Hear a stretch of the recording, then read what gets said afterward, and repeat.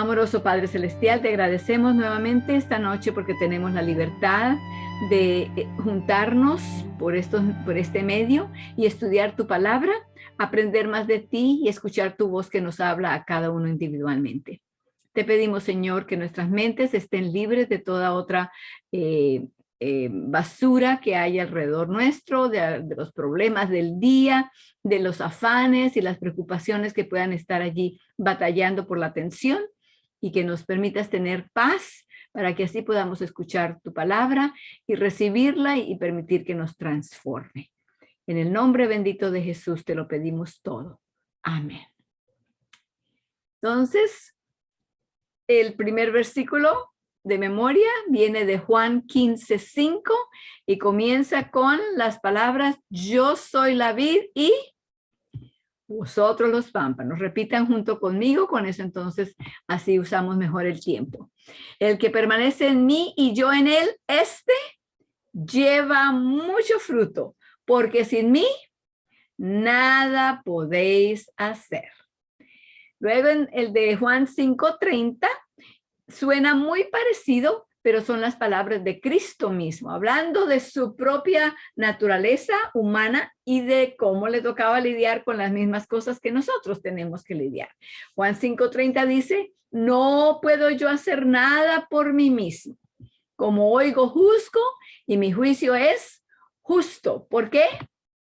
Porque no busco mi voluntad, sino la voluntad del Padre que me envió.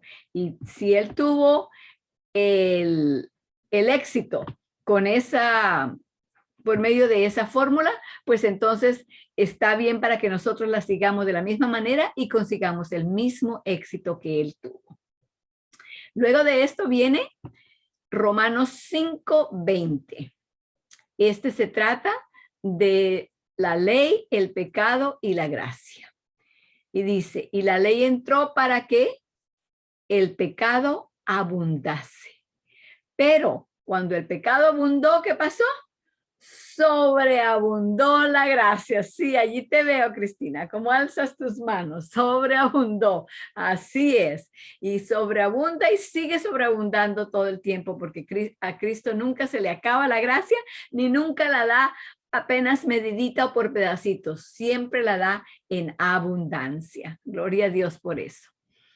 El siguiente es entonces de Filipenses 2:5-8 y nos describe la clase de carácter, la clase de mente y de pensar que tuvo Cristo, y el cual es lo mismo que quiere trasplantar a nosotros para que tengamos el mismo carácter de él.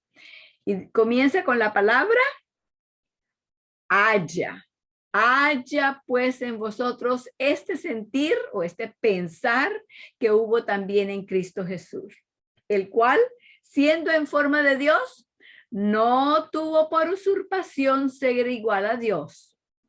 Él no se estaba robando el puesto de nadie, ni se lo estaba quitando a nadie. No tuvo por usurpación ser igual a Dios. Sin embargo, ¿qué hizo? Se anonadó a sí mismo, se vació a sí mismo, tomando forma de siervo, hecho semejante a los hombres, a la humanidad, a todos nosotros, y hallado en forma o en condición como hombre, ¿qué más hizo? Se humilló a sí mismo. ¿Qué más? Hecho obediente. ¿Qué más? Hasta la muerte. ¿Cuál muerte? Muerte de cruz. Muerte de cruz, sí señor, la muerte de cruz. Esta fue la forma en que Cristo pensó, decidió, actuó, y es la forma en que sus seguidores han de tener el mismo carácter de él. Para que se parezca, tiene que tener esas mismas características. Gloria a Dios que no tenemos que forjarlas nosotros mismos, sino que Dios está dispuesto a trasplantar la mente de Cristo a nuestro cerebro. Se lo tenemos que permitir, pero Él está más que listo y capaz de hacerlo. El que le sigue a entonces viene de Romanos 6:23 y dice: porque la paga del pecado es muerte, Mas la dádiva o regalo, don de Dios, ¿es qué cosa? Vida eterna en Cristo Jesús, Señor nuestro. Y espero que cada vez que lo repetimos se les esté haciendo más y más fácil para que así los podamos no solamente saber aquí como una teoría, sino podamos permitir que esas palabras y esas verdades nos transformen en la forma en que nos tratamos los unos a los otros, las decisiones que hacemos, los proyectos que tomamos, los planes que hacemos para el futuro, todo que sea guiado precisamente por la palabra de Dios. Luego entonces seguimos con Jeremías 29:11. Jeremías 29:11 habla en cuanto a lo que Dios piensa. Porque yo sé los pensamientos que tengo acerca de vosotros. ¿Dice quién? Dice Jehová. Pensamientos de paz y no de mal. ¿Para qué? Para daros el fin que esperáis. Igual, de la misma manera que Él da su gracia en grande y sobreabundante manera, así entonces Él quiere darnos el fin esperado, el fin que Él espera. Un final, un producto final que sea a la manera de lo que Él tiene en mente para cada uno de nosotros.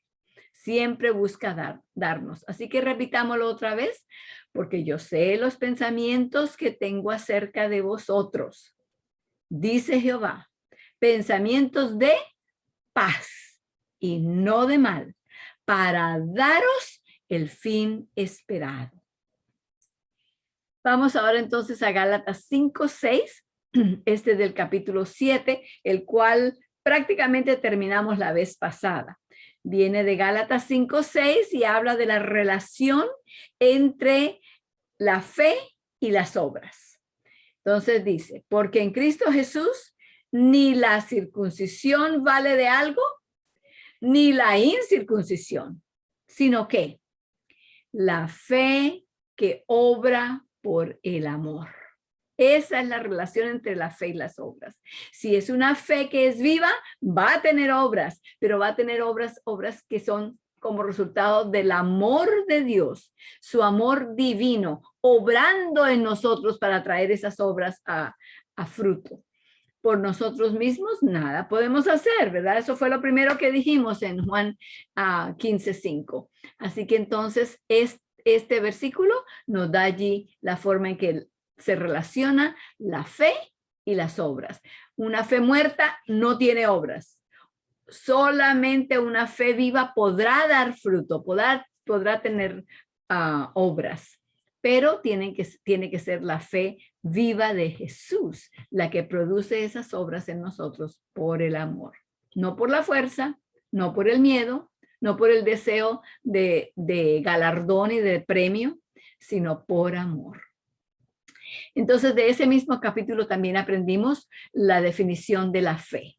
La fe es esperar que la palabra de Dios haga lo que dice y depender de esa palabra por sí misma que hará lo que dice. Esas dos partes de lo que es la fe, no se puede tener una sin tener la otra. Si se tiene la una y no se tiene la otra, entonces no es fe. Será la fe nuestra, la fe de los discípulos, que estaba ahorita bien fuerte y al ratito ya se caía, ya se escondía, ya estaba muerta del temor. No, la fe de Cristo tiene esos dos fundamentos. Espera, está la expectativa de que la palabra de Dios hará lo que dice y depende de que esa palabra misma hará lo que dice por sí misma. Entonces, la vez pasada habíamos terminado el capítulo 7. Esta noche empezaremos el capítulo 8 y espero que ustedes hayan recibido el capítulo. Lo mandamos el lunes, creo que fue, y lo mandamos temprano para que así pudieran tener tiempo de imprimirlo. Aunque vamos a empezarlo esta noche, sin embargo, como yo les había dicho la vez pasada, me gustaría regresar a terminar, a ponerle como un lazo un lazo bien bonito, bien como de Navidad al capítulo 7. Recordemos entonces que el capítulo 7 se titulaba Santificados o Santificación por la Fe, santificados por la fe. Tengan sus Biblias a la mano porque vamos a ir allá. Generalmente cuando escuchamos de la frase justificación por la fe o justificados por la fe, se ha hecho como tan natural que ya nos cae bien al oído y más o menos, aunque no sepamos toda la verdad en cuanto a ella, que es lo que estamos tratando de hacer aquí precisamente, conseguir exactamente qué es lo que la Biblia significa por sí misma, no lo que piensa fulano, lo que piensa sutano, lo que predica el uno o lo que enseña el otro, no, lo que dice la Biblia en cuanto a la justificación por la fe. Entonces, cuando escuchamos esa frase, se nos hace bastante familiar. Sin embargo, santificados por la fe no es una frase tan común. Generalmente, entonces, lo que ha salido de esto es una farsa, un quebrantamiento de lo que la palabra de Dios es. Les explico cómo. Pensamos, bueno, la justificación por la fe, yo no me puedo justificar yo solo. Tiene que ser la obra de Cristo. Por eso se dice que es la justicia de Cristo, ¿verdad? La que nos hace a nosotros justos, la que nos justifica. Entonces, más o menos como que eso ya lo hemos entendido así. Pero cuando decimos santificados por la fe, nos parece que, bueno, no, allí hay algo que no anda bien. Porque pensamos, y se nos ha hecho pensar en la forma en que muchas cosas se explican y se predican, que la santificación, como es la obra de una vida, entonces es algo que va a durar mucho tiempo y ya no es lo mismo que la justificación. Ya para la santificación yo tengo que empezar a nadar, ya no tengo que esperar a que el Señor me ponga allí algo para yo poder flotar sobre eso. Ya no, ahora ya es a poner las cosas en práctica y debe de verse en mí lo que esa justificación de Jesús hizo en mí. Entonces la santificación muy fácilmente se convierte, si no en realidad, por lo menos en nuestra creencia, se convierte en un programa de obras. Como que si Dios viniera y nos dijera, los voy a justificar, voy a mandar a mi hijo para que él los justifique, los declare sin condenación, pero después de eso, ustedes, más les vale que se pongan las pilas y hagan lo que tienen que hacer, porque el resto del proceso les toca a ustedes. No creo que eso es lo que la palabra dice y por eso vamos a ver de allí precisamente. Vayamos a nuestras Biblias al libro de Colosenses, capítulo 2, versículos 6 y 7. Interesante que el apóstol Pablo haya tomado el paso de hablar de esto. No muy a fondo aquí en donde vamos a ir a Colosenses, pero bastante claro. Colosenses está en el Nuevo Testamento, después de los evangelios, Mateo, Marcos, Lucas, Juan, Hechos, Romanos y todo eso. Luego vienen un poco de cartas, todas chiquitas, una tras otra, Gálatas, Efesios, Filipenses, Colosenses. Vamos a Colosenses capítulo 2, versículos 6 y 7. Dice lo siguiente, en el 6, por tanto, de la manera que habéis recibido al Señor Jesucristo, ¿cómo recibimos al Señor Jesucristo? ¿Cuál fue el paso? ¿Cuál fue el método? Por fe, ¿verdad? Por la fe lo recibimos. Lo recibimos a Él, recibimos su gracia, recibimos el perdón, recibimos su sacrificio, recibimos su paz, recibimos su presencia, todo por la fe, ¿verdad? Entonces dice, vuelvo a leer, así como habéis recibido al Señor Jesucristo, que es por la fe, andad en Él. Así que no crean ustedes que van a empezar el proceso por la fe, pero eso va a cambiar y va a llegar a una segunda etapa y esa etapa les toca a ustedes ahora hacerla por sí mismos y ya Jesús les dice a ustedes, bueno, ya ahora sí, yo los traje hasta aquí, de aquí para adelante ustedes tienen que andar solos. No, de la manera que habéis recibido al Señor Jesucristo, andad en él. Ese es el proceso de santificación. Y mire cómo lo describe aún más en el versículo 7. Dice, arraigados y sobreedificados en él. ¿Cómo? Y confirmados en la fe. La misma fe con que recibimos al Señor Jesucristo y su justificación es la misma idéntica fe, la fe de Cristo con la cual vamos a seguir el camino, el caminar con Dios, el seguir avanzando. Dice, arraigados y confirmados en la fe, así como habéis aprendido, creciendo en ella con hacimiento de gracias. Así que no piensen que cambia el sistema. De la forma que recibieron a Jesús, sigan andando con él. La santificación es también por la fe. Y para aquellos que citan esa cita famosa que dice que la santificación es la obra de una vida entera, les recuerdo también que el respirar también es la obra de una vida entera. No quiere decir con eso que es que vamos a respirar hoy y mañana vamos a respirar más. No, la santificación es una obra continua. Eso es lo que quiere decir que es la obra de una vida entera. No quiere decir que es que vamos a ir de a pasito y al fin nos vamos a graduar algún día. No, somos santificados diariamente, como un niño. El niño nace y el niño tiene buena respiración, buena circulación, sus reflejos están bien y todo. El niño está perfecto. Pero el niño no puede andar solo, ni siquiera puede gatear, no puede comer solo. Nada puede hacer por sí mismo, pero es perfecto. Está santificado, diríamos así, en su forma de andar, de ser, de vivir. Al año, 2 años ya puede caminar, pero todavía no puede manejar un carro. ¿Quiere decir que el niño es imperfecto?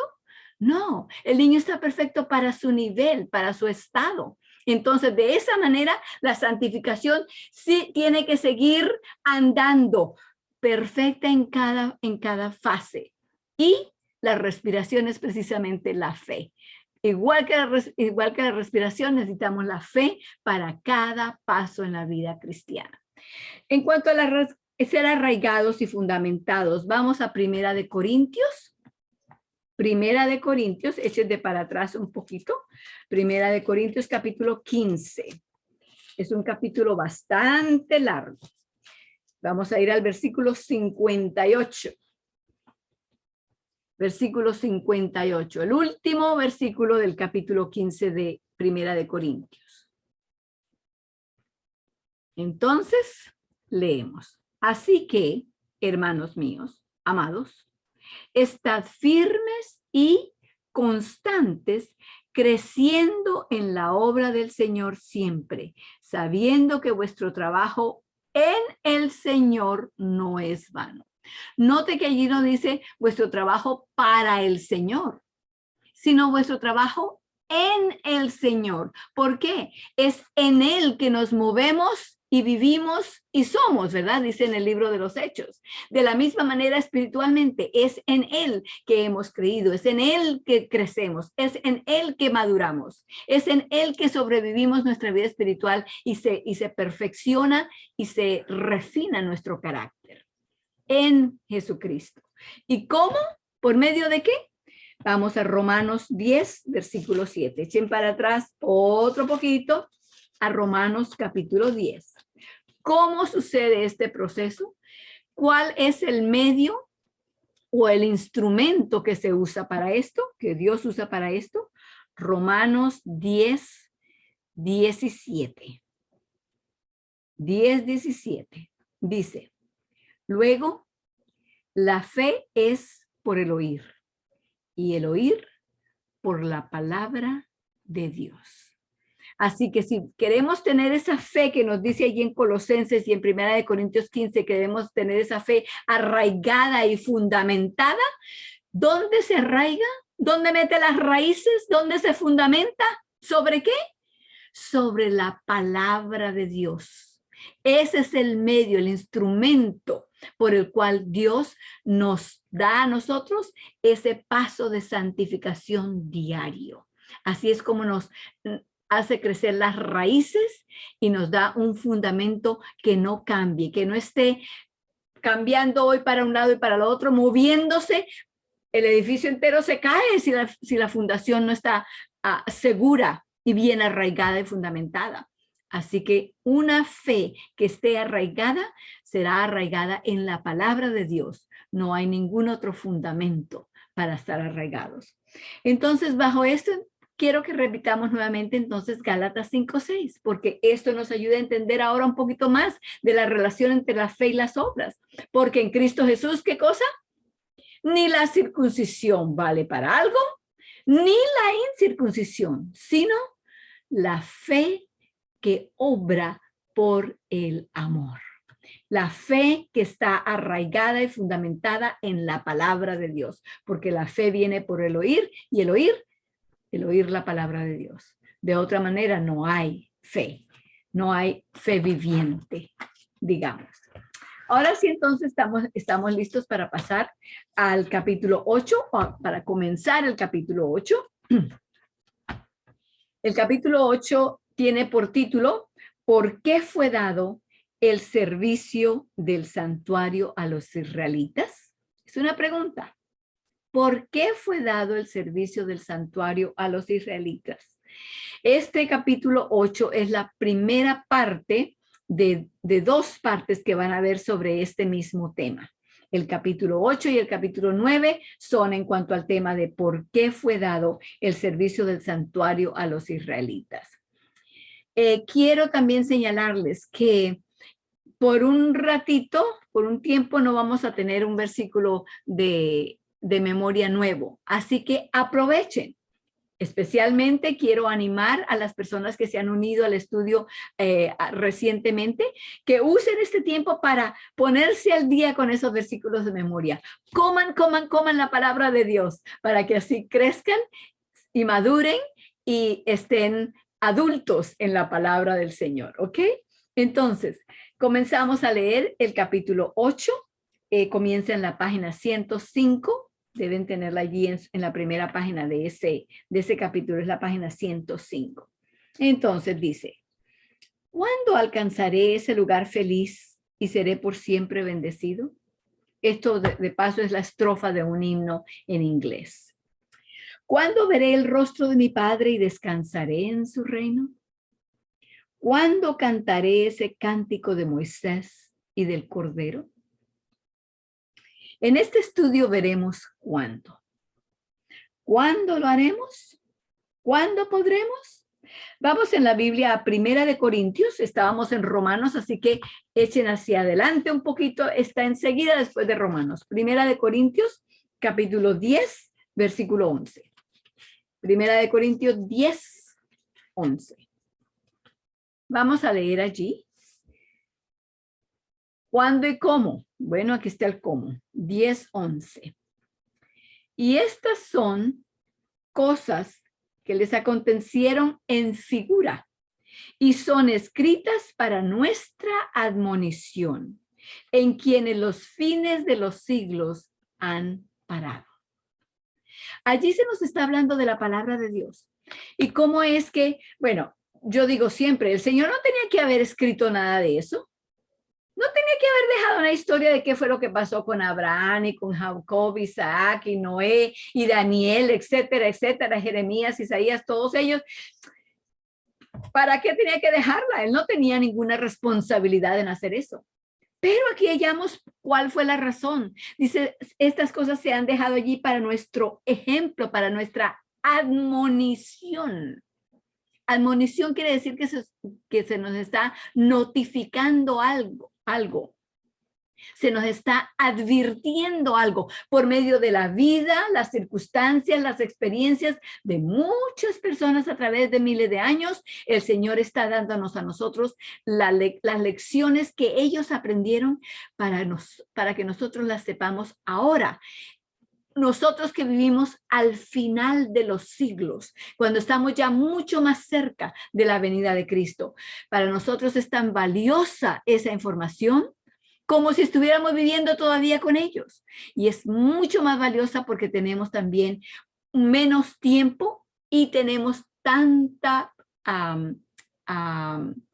tanta maldad que ha crecido alrededor nuestro.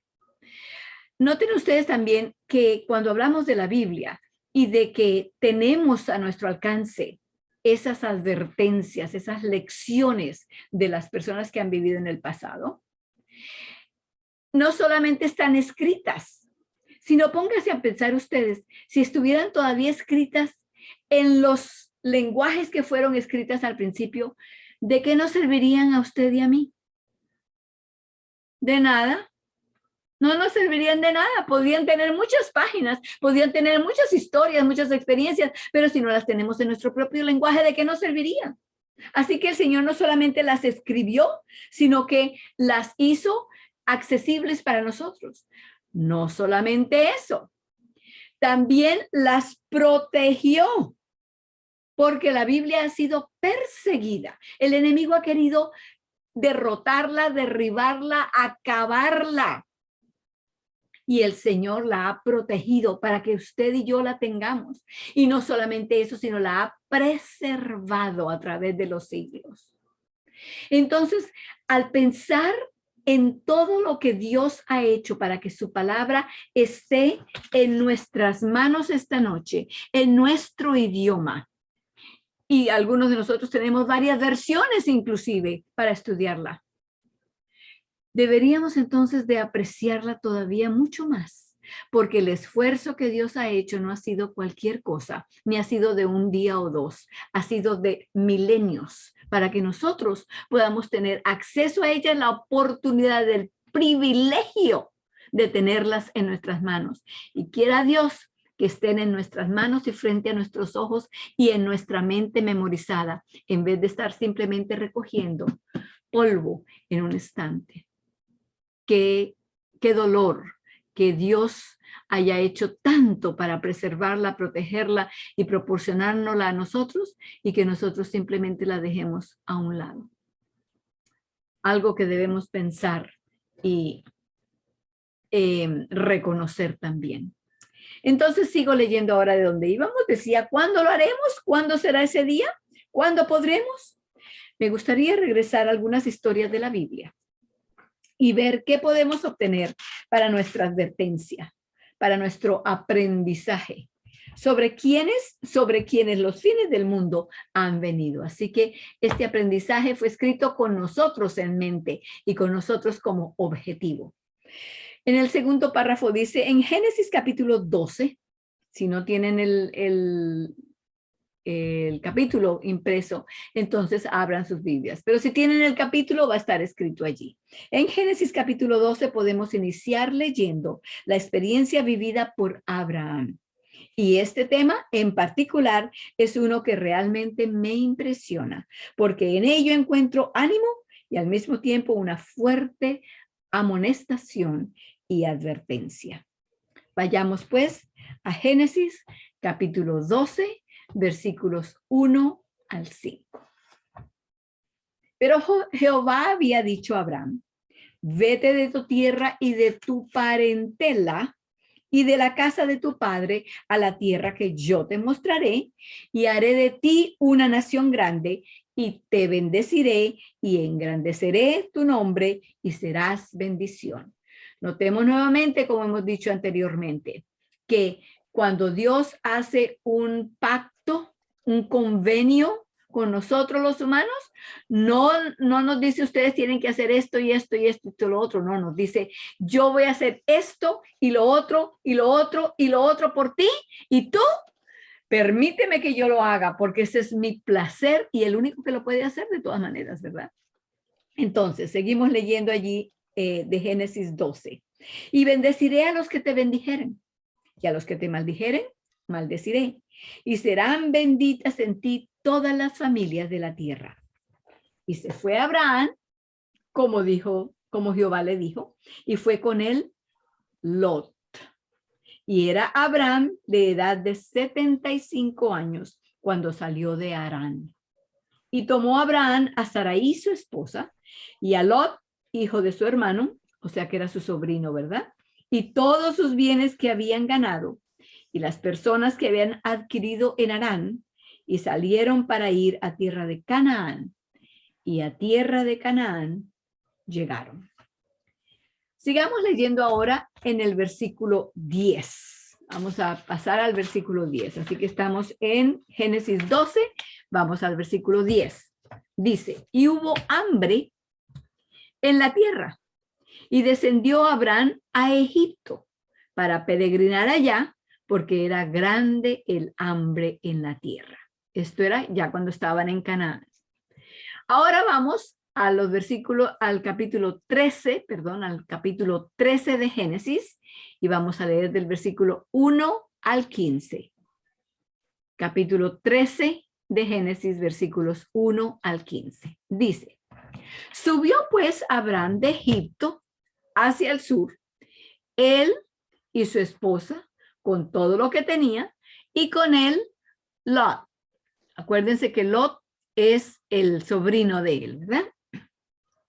Y Abraham era riquísimo en ganado, en plata y oro. Y volvió por sus jornadas de la parte del sur hacia Betel, hasta el lugar donde había estado antes, al lugar del altar que había hecho allí antes. E invocó allí Abraham el nombre de Jehová. Y también Lot, les recalco porque precisamente a ese punto vamos. Y también Lot, que andaba con Abraham, tenía ovejas y vacas y tiendas.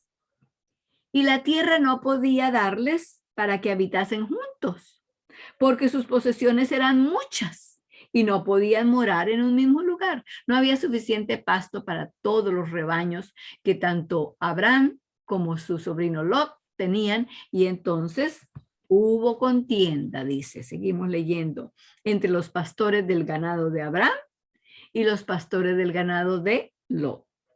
Y el cananeo y el fereceo habitaban entonces en la tierra. Entonces Abraham dijo a Lot, no haya altercado entre nosotros, entre mis pastores y los tuyos, porque somos hermanos. ¿No está toda la tierra delante de ti? Yo te ruego que te apartes de mí. Este es Abraham el que está hablando, y le está hablando a su sobrino Lot. Si vas a la mano izquierda, yo iré a la derecha. Y si tú vas a la mano derecha, yo iré a la izquierda. Y alzó Lot sus ojos y vio toda la llanura del Jordán, que toda ella era de riego, como el huerto de Jehová, como la tierra de Egipto entrando a Zoar, antes de que destruyese Jehová a Sodoma y a Gomorra. Así que lo que vio cuando alzó sus ojos a mirar fue la llanura, cómo estaba bien regada de agua, así que había buenos árboles, buena hierba, buena vegetación para sus ganados.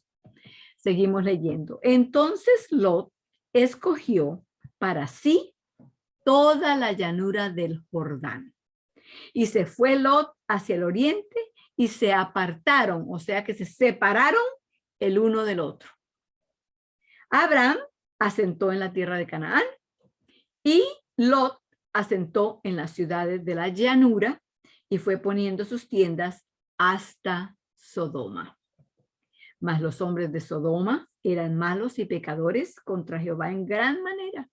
Y Jehová Dios dijo a Abraham, después que Lot se apartó de él, noten allí cómo ponen esa frasecita, hay algo allí que está importante. Jehová le dijo a Abraham después de que Lot se apartó de él, alza ahora tus ojos y mira desde el lugar donde estás hacia el norte y al sur, al oriente y al occidente, porque toda la tierra que ves la daré a ti y a tu simiente para siempre. Vamos a ver qué es lo interesante e importante de este punto. Aquí hay algo interesante para observar. Dios había dicho a Abraham, vete de tu tierra y de tu parentela y de la casa de tu padre a la tierra que yo te daré por herencia. Cuando Abraham salió de Harán, su sobrino Lot fue con él. Lot era un miembro de su parentela. Dios le había dicho, sal de tu tierra y de tu parentela. Él salió de la tierra, pero Lot fue con él y Lot es parte de la parentela. Abraham peregrinó hasta Canaán y luego bajó a Egipto y luego regresó a Canaán con su pariente. Dios había dicho que cuando él se apartara de su parentela y de la casa de su padre, él le mostraría su herencia.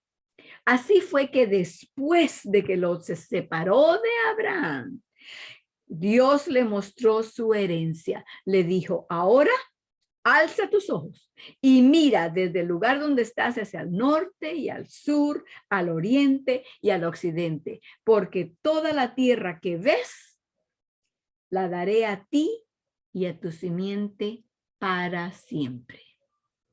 Así que estamos notando allí cómo se está haciendo el hincapié en el hecho de que Dios no le mostró la tierra, no le dijo que mirara a todos los puntos cardinales hasta después de que Lot se separó, porque Dios había dicho, sepárate de tu tierra y de tu parentela. Hay otro punto que vamos a exponer mejor más tarde, tiene que ver con esa frasecita al final, para siempre. La dejamos allí quietita, les dejo allí la incógnita para que piensen. Ahora continuemos leyendo los versos 16 al 18. Estamos en el capítulo 13 de Génesis. Vamos a leer los versículos 16 al 18. Y haré tu simiente como el polvo de la tierra, que si alguno podrá contar el polvo de la tierra, también tu simiente será contada. Levántate, ve por la tierra a lo largo de ella y a su ancho, porque a ti la daré. Abraham, pues removiendo su tienda, vino y moró en el valle de Mamre, que está en Hebrón, y edificó allí un altar a Jehová. Estamos ahora en la página 107 del capítulo, seguimos leyendo. Dios había prometido dar a Abraham una herencia, había prometido darle la tierra. Y aquí está lo hermoso de esto, porque a pesar de que estaba de pie sobre su herencia, Abraham le dijo a Lot, si vas a la mano izquierda, yo iré a la derecha. No me preocupa a qué dirección vayas. Si vas por esa dirección, yo iré por la otra. Si vas por esta dirección, yo iré por el camino contrario. Después Dios vino a él y le dijo, mira hacia el norte, mira hacia el sur, hacia el oriente, hacia el occidente, mira hacia la misma dirección que Lot ha tomado. Todo esto te lo daré a ti. Todo eso es tu herencia. Norte, sur, oriente y occidente. Levántate, le dijo, ve por la tierra a lo largo de ella y a su ancho, porque a ti te la daré. ¿Qué tan lejos abarca el occidente? ¿Hasta dónde llega el occidente? De hecho, ¿hasta dónde abarca el oriente? Ya veo que quienes dicen, bueno, siga, échele para adelante. Ahí va. Esta promesa de darle una heredad hecha a Abraham abarcaba más que tan solo la tierra de Canaán. Se trataba de lo largo y lo ancho de toda la tierra. Ahí está otro punto. Ya llevamos 2 puntos muy importantes de esta lectura.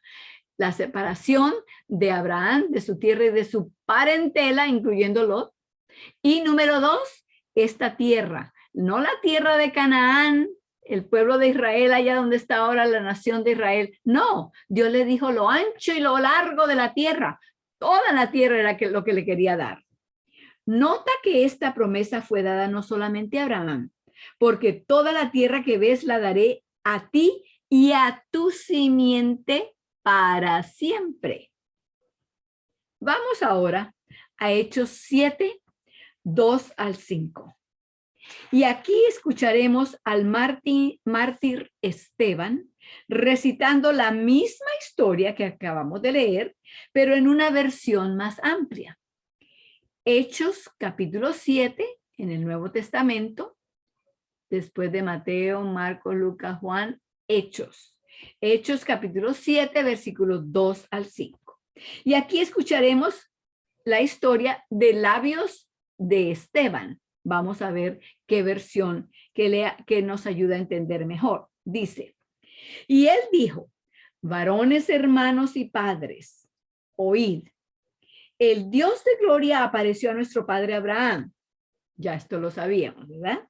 Estando en Mesopotamia, antes de que morase en Harán, y le dijo, sal de tu tierra y de tu parentela y ven a la tierra que te mostraré. Entonces salió de la tierra de los caldeos y habitó en Harán, y de allí, muerto su padre, él le trasladó a esta tierra en la cual vosotros habitáis ahora. Y no le dio herencia en ella, ni siquiera para asentar un pie, mas le prometió que se la daría en posesión a él y a su simiente después de él, cuando él aún no tenía hijo. Estamos empezando a ver otras lecciones allí, que tal vez las hemos leído una y otra vez y no nos hemos dado cuenta de los puntos que Dios está sacando allí. Sigo leyendo ahora. Abraham peregrinó dentro de la tierra que Dios le había prometido, y aún así ni siquiera puso un pie sobre su herencia. No fue la tierra que Israel está peleando hoy. La tierra de Palestina no fue la tierra prometida, como muchos cristianos piensan hoy. Y esto se puede ver registrado muy claro en las Escrituras, pero solo estamos haciendo una breve descripción general. La promesa de Dios fue que la tierra se le daría a Abraham y a su simiente. Ahora vamos a Gálatas 3:16. Su simiente recibiría esta tierra. Ya entonces se nos ha acabado el tiempo para el estudio de esta noche.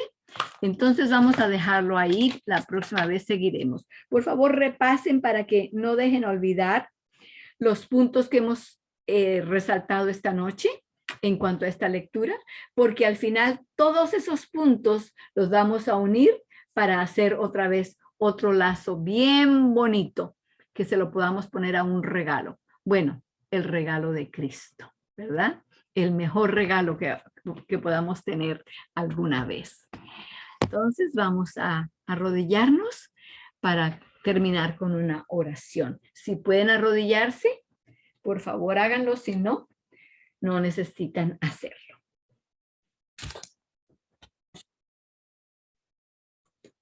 Oremos.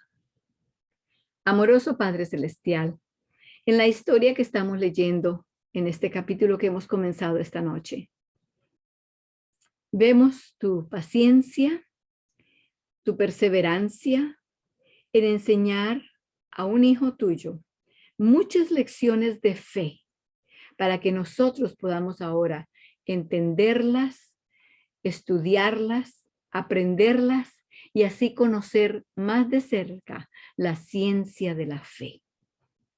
Te agradecemos, Señor, porque aunque son historias de hace mucho tiempo, sin embargo, tienen unas lecciones tan profundas para nuestra vida, no solamente nuestra vida física y diaria, sino nuestra vida espiritual sobre todo.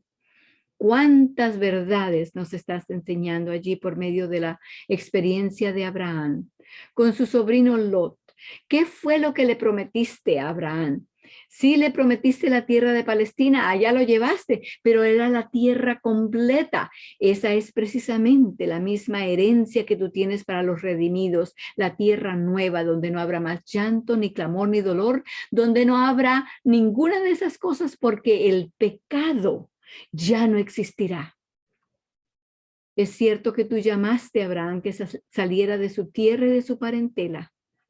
Señor, tú nos estás llamando hoy también a salir de nuestra tierra, de nuestro lugar de comodidad, de nuestro lugar donde nos quedamos dormidos en nuestra tibieza y donde rápidamente se nos olvidan las cosas que de verdad son importantes. porque el enemigo nos duerme con las cosas de este mundo, con las carreras y los horarios y los trabajos y una cosa y la otra y un problema y el otro. Y Señor, qué fácilmente se nos olvida que no pertenecemos a este mundo. Este mundo no puede ser nuestro hogar y que tú nos estás preparando para llevarnos a ese hogar que tú tienes planeado para nosotros. Mantén nuestra vista puesta en ti, en tu palabra y en las verdades que tu palabra nos enseña. Te lo agradecemos en el nombre de Jesús. Amén.